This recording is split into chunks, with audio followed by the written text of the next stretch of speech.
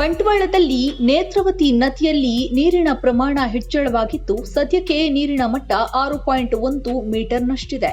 ಬಂಟ್ವಾಳದಲ್ಲಿ 8 metre ಅಪಾಯಕಾರಿ ಮಟ್ಟವಾಗಿದ್ದು 8.5 metre ತಲುಪಿದ್ರೆ ಪಾಣೆ ಮಂಗಳೂರಿನ ಆಲಡ್ಕ ಭಾಗದಲ್ಲಿ ಪ್ರವಾಹದ ನೀರು ಮನೆಯೊಳಕ್ಕೆ ನುಗ್ಗುತ್ತೆ.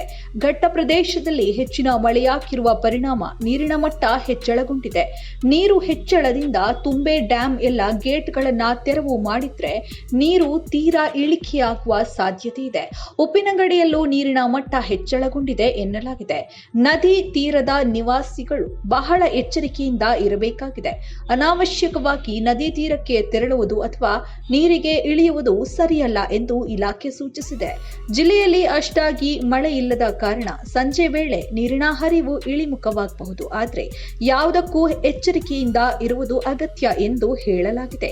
ಅಧಿಕಾರಿಗಳು ನದಿ ತೀರಕ್ಕೆ ತೆರಳಿ ಪರಿಸ್ಥಿತಿಯನ್ನ ಅವಲೋಕನವನ್ನ ಮಾಡ್ತಿದ್ದಾರೆ.